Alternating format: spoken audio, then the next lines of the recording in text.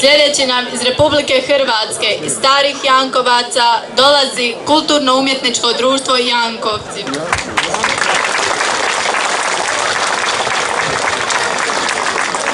Kulturno-umjetničko društvo Jankovci iz Starih Jankovaca u Vukovarsko-srijemskoj županiji osnovano je 1971. godine s ciljem očuvanja tradicije, kulture mađarske nacionalne manjine koji su u tom mjestu živjeli.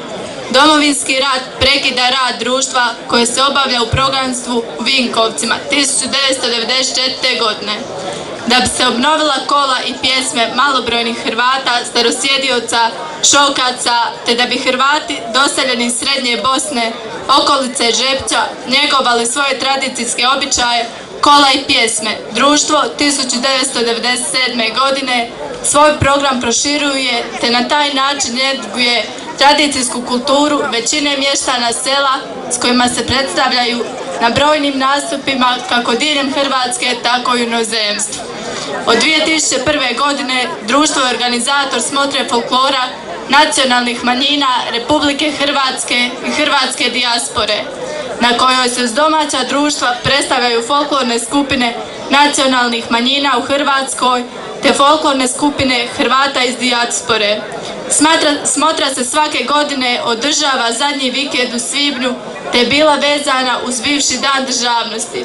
Od ove godine smotra je preimenovana u kolo Vila Jenke, što je prvi naziv mjesta Stari Jankovci, koji se prvi puta spominju pod tim nazivom oko 21. svibnja 1301. godine. Kulturno-umjetničko društvo Jankovci je dobitnik nekoliko društvenih priznanja za svoj rad, a dječja skupina je među najuspješnije ne samo na lokalnoj razini, nego i na državnoj smotri koja se održava u Kutini. Pozdravimo ih!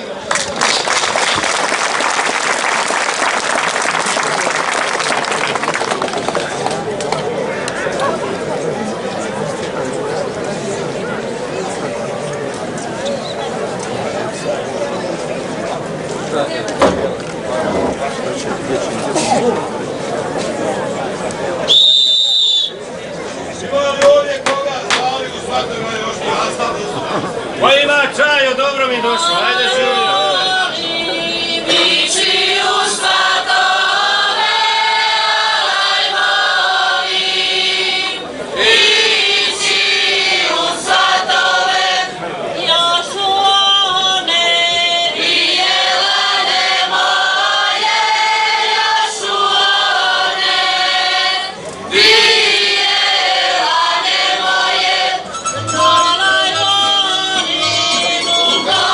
Hallelujah.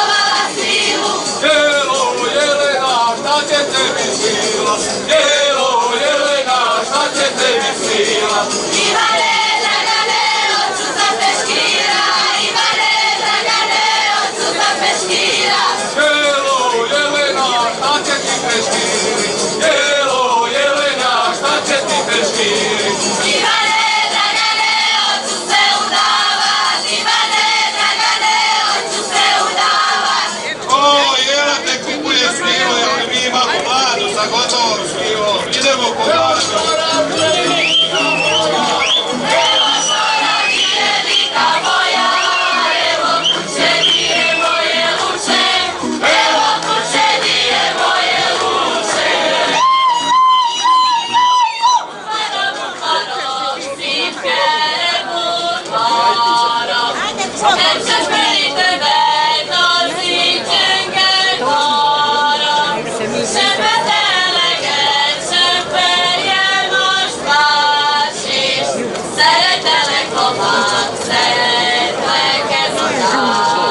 Це все добре.